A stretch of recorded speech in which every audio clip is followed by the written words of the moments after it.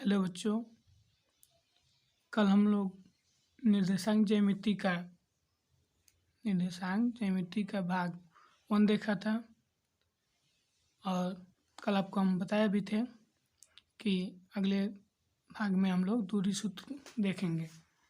आइए दूरी सूत्र हम लोग देखते हैं, ठीक है। दूरी सूत्र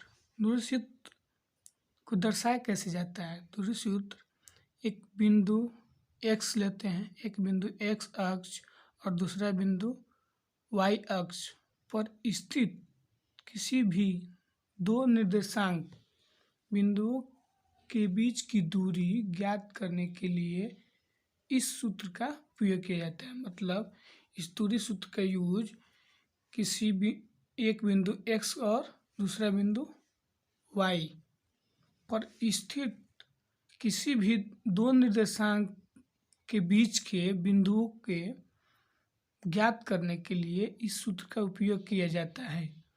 मतलब मेरे कहने का मतलब है, मान लीजिए कोई बिंदु लिए, ये मान लीजिए ए लिए, ठीक है, कोई रेखा लिए, ये बी और ये क्या है, बिंदु, एक ये बिंदु है, एक ये बिंदु है।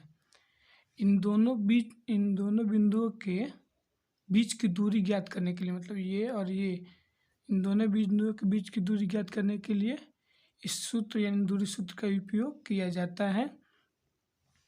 तो देखिए कि यहाँ पे x1 है, ठीक है, यहाँ पे x2 है, तो हम लोग इन दोनों के बीच की दूरी ज्ञात करना है। तो इसमें से और इसमें से इसको घटाएंगे तभी ना इन दोनों के बीच की दूरी निकलेगा। देखिए तो इसमें क्या किया गया है कि पहले लिया गया है कि देखिए, हाँ यहाँ पे देखिए दूरी सूत्र, पहले क्या किया गया कि इसमें से ये जो बड़ा है x2 में से x1 को घटा दिया गया, स्क्वायर किया गया है। फिर y2 में से y1 को घटा के क्या किया गया है, स्क्वायर किया है। दोनों क्या किया है, जोड़ा गया है।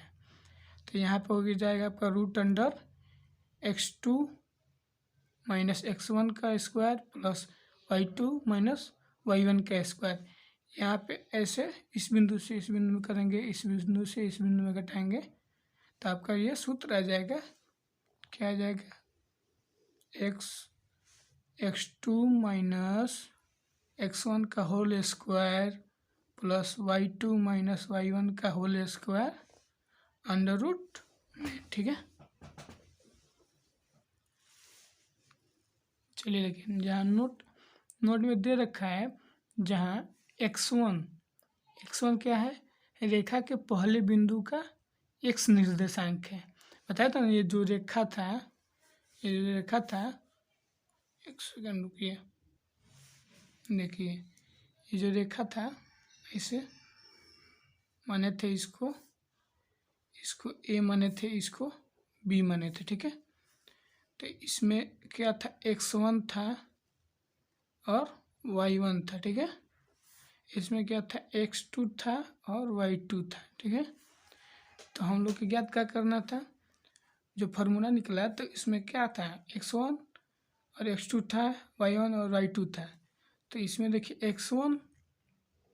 x1 रेखा के पहले बिंदु का x निर्देशांक है, यानी पहले बिंदु का, ये पहला बिंदु है, ये क्या है, दूसरा बिंदु है। तो ये पहले बिंदु का निर्देशांक है x निर्देशांक है। x2 रेखा के दूसरे बिंदु का, यानी ये दूसरे बिंदु का निर्देशांक है यहाँ पे। और y1 जो है, y1 रेखा के पहले बिंदु का y निर्देशांक, यानी कि y1 जो है, y1 पहले बिंदु का y1 क्या है, निर्देशांक है। पहले बिंदु का क्या है, y1 निर्देशांक है, ठीक है। और y2 जो है रेखा के दूसरे बिंदु का y निर्देशांक, यानी दूसरे बिंदु का ये y निर्देशांक है, ठीक है। अब आगे देखते हैं बच्चों, देखिए अगले बिंदु में निर्देशांक देखेंगे। निर्देशांक में क्या क्या होता है वो देखेंगे। x अक्ष पर स्थित बिंदुओं का निर्देशांक कैसे दर्शाया जाता है, x और 0, यानी कि कह रहा है कि मतलब x और 0 से दर्शाया जाता है। यानी कि y निर्देशांक यहाँ पे क्या है, 0 है, मतलब कि यहाँ पे अगर दिया जाए ऐसे, तो ये क्या होता है, y होता है, ये y डैश होता है, ये x होता है, ये x डैश होता है। तो क्या कह रहा है कि x अक्ष पर स्थित बिंदुओं का निर्देशांक x0 यानी कि y निर्देशांक 0 है, यानी x0, x ये है और ये 0 है, तो इसका y निर्देशांक क्या है, 0 है। y निर्देशांक क्या इसका क्या है, 0 है, इसलिए इसको ऐसे दर्शाया गया है। तथा दूसरा दे रखा है कि y अक्ष पर स्थित बिंदुओं का निर्देशांक 0y है, यानी कि y अक्ष लेंगे जब, तो y अक्ष ये हो गया, ये y हो गया, इस पे x अक्ष का जो निर्देशांक होगा, ये x अक्ष का निर्देशांक होगा, वो क्या हो जाएगा आपका 0 हो जाएगा। ठीक है, उसके बाद और आगे देखते हैं, तो ये दे रखा है मूल बिंदु का निर्देशांक 0 होता है। ये तो आपको अब कल ही बता चुके थे कि इस मूल बिंदु का जो निर्देशांक होता है 0 होता है। ठीक है, अब अगले पॉइंट में देखते हैं। देखिए अगला पॉइंट में मध्य बिंदु का सूत्र है। मध्य बिंदु का सूत्र कैसे निकाला जाता है, इसका उपयोग कैसे किया जाता है। दिया है किसी बिंदु के निर्देशांक के बीच के मध्य निर्देशांक बिंदु ज्ञात करने के लिए मध्य बिंदु का सूत्र का उपयोग किया जाता है। मतलब इसके कहने का मतलब है कि किसी भी दो निर्देशांक बिंदु के बीच के मध्य निर्देशांक बिंदु ज्ञात करने के लिए मध्य बिंदु के सूत्र का उपयोग किया जाता है। मतलब इस सूत्र का उपयोग क्यों किया जाता है, दो बिंदुओं के बीच के मध्य निर्देशांक निकालने के लिए, इसका मध्य बिंदु निकालने के लिए इसका यूज किया जाता है। मध्य बिंदु का सूत्र देखिए, x बराबर का होता है x1 प्लस x2 बटे 2 होता है, और y बराबर y1 प्लस y2 बटे 2 होता है। मतलब इस जो रेखा होता है ऐसे होता है। ठीक है, इसके मध्य बिंदु निकालने के लिए ये x2 होता है। जैसे मान लीजिए कि यहाँ पे ये रेखा हो गया, ये b रेखा हो गया। ठीक है, तो ये x1 होता है और ये y1 होता है, और ये x2 होता है, ये y2 होता है। तो यहाँ से जब निकालेंगे तो ये x1 प्लस x2/2 हो जाएगा, क्योंकि दो है, दो बिंदु है तो दो लिखेंगे। फिर y1 प्लस y2 है तो इसमें भी दो बिंदु है तो दो लिखेंगे, y1 प्लस y2 बटे 2 लिखेंगे। ठीक है, यहाँ मतलब कैसे इस रेखा पर है, तो देखिए x1 जो है रेखा के पहले बिंदु का x निर्देशांक, यानी कि ये पहले बिंदु का x निर्देशांक है। x2 जो है ये जो है रेखा के दूसरे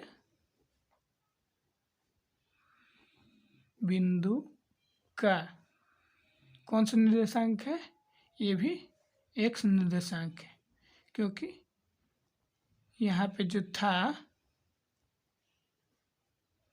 क्योंकि यहाँ पे देखिए ये भी x1 x2 जो है ये भी x निर्देशांक है, x निर्देशांक है ना, दूसरे बिंदु का है। ठीक है, अब अगले पॉइंट में देखते हैं। x1 और x2 देख चुके थे, अब देखिए y1 जो है ये रेखा का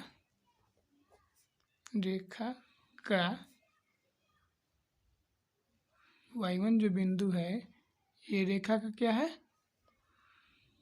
रेखा का y अक्ष निर्देशांक है, y अक्ष निर्देशांक है। कौन सा, पहला बिंदु का। ठीक है, पहला बिंदु का ये कौन सा है, ये पहले बिंदु का निर्देशांक है। y2 जो है ये रेखा का दूसरे बिंदु का क्या है, निर्देशांक है। ठीक है, ये पहले बिंदु का था और ये दूसरे बिंदु का है, ठीक है। अब अगले पॉइंट में इसमें देखिए विभाजन सूत्र। विभाजन सूत्र आखिर होता क्या है, ठीक है, इसका यूज कैसे किया जाता है। कोई बिंदु मान लीजिए ले लिए, ये बिंदु, कोई बिंदु ले लिए, जैसे ये ले लिए कोई बिंदु, ये ए, और ये बिंदु को ले लिए बी, ठीक है। चाहे सपोज भाई ए मानिए, चाहे बी मानिए, चाहे एक्स मानिए, चाहे वाई मानिए, मानिए ये बिंदु हो गया, ठीक है। अब इसमें निकालना है आपको, कह रहा है कि कोई बिंदु किसी रेखा को विभाजित किसी भी अनुपात में करता है, तो उस बिंदु का निर्देशांक ज्ञात करने के लिए इस विभाजन सूत्र का इस विभाजन सूत्र का उपयोग किया जाता है। यहाँ पे इसका क्या दे रखा है, 2 बिंदु लिया है, इसका क्या दे रखा है, इसका कोऑर्डिनेट क्या दे रखा है, इसका x1 और y1, और ये कोऑर्डिनेट है x2, y2, ठीक है। तो इसका x निकालने के लिए विभाजन सूत्र देखते हैं। x निकालने के लिए, और ये जो होता है इसका अनुपात पूछ रखा है, तो यहाँ पे अनुपात मान लीजिए, इसको m मान लेते हैं, इसको n, हमको इसी का अनुपात निकालना है, mn निकालना है। तो यहाँ पे x इक्वल टू हो जाएगा m, x के लिए क्या होगा mx2, ठीक है, प्लस n x1। देखिए इसके लिए ये होगा, इसके लिए ये होगा, समझे। तो क्या हो जाएगा, x equal to mx2 plus n(x1) बटे m प्लस n, इसको क्या करेंगे, जोड़ देंगे बटे में। अब y के लिए देखेंगे तो y के लिए क्या है, y के लिए y के लिए भी m लेंगे, इसका लिए क्या होगा, कभी बताए थे x2 होगा, तो यहाँ पे x2 तो नहीं ले रहे हैं, y के लिए ले रहे हैं, तो y2 हो जाएगा। तो m के लिए my2 प्लस n के लिए ny1 होएगा ना, ny1 बटे m प्लस n हो जाएगा, समझे। अब देखिए जहाँ x1 रेखा के पहले बिंदु का निर्देशांक है, x1 जो था पहले बिंदु का निर्देशांक था, और x2 जो है ये रेखा के दूसरे बिंदु का कौन सा x निर्देशांक है, क्योंकि x है तो x निर्देशांक होगा कौन से बिंदु का, दूसरे बिंदु का होगा, ठीक है। अब y1 देखेंगे तो y1 का होगा ये रेखा का पहले बिंदु का निर्देशांक हो जाएगा, वो भी कौन सा निर्देशांक होगा, y निर्देशांक होगा, कौन सा, y निर्देशांक होगा।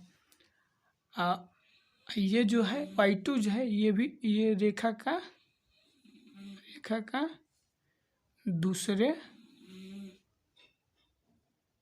बिंदु का कौन सा निर्देशांक होगा, y निर्देशांक, क्योंकि y है तो y निर्देशांक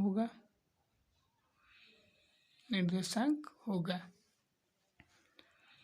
और लास्ट में जब इसका वैल्यू दोनों के निकालेंगे तो इसका वैल्यू जो मिलेगा, इसका मान जो मिलेगा, ये रेखा विभाजन से प्राप्त बिंदु, मतलब वही बोल रहे हैं कि x और y जो बताए थे ना, तो उसके विभाजन में यानी जो भाग होगा उसे बिंदु का जो मान मिलेगा m:1, यानी कि m अनुपात n के रूप में होगा, इसमें होगा m और n अनुपात के रूप में होगा, ठीक है बच्चों। आज के लिए इतना ही, अब इसका अगले पॉइंट में बताएंगे, ठीक है। इसके बाद अगले पॉइंट में बताएंगे आप लोगों को। अगर वीडियो अच्छा लगा हो तो चैनल को सब्सक्राइब करें और अपने दोस्तों में शेयर करें। अगर कोई गलती हो तो कमेंट करें, ठीक है बच्चों। और आपको बता दें कि कल हम अगले पॉइंट इसके क्षेत्रफल के बारे में बात करेंगे। किसके? क्षेत्रफल के बारे में बात करेंगे। और इसके लिए और बढ़िया से देखिए वीडियो। Thank you.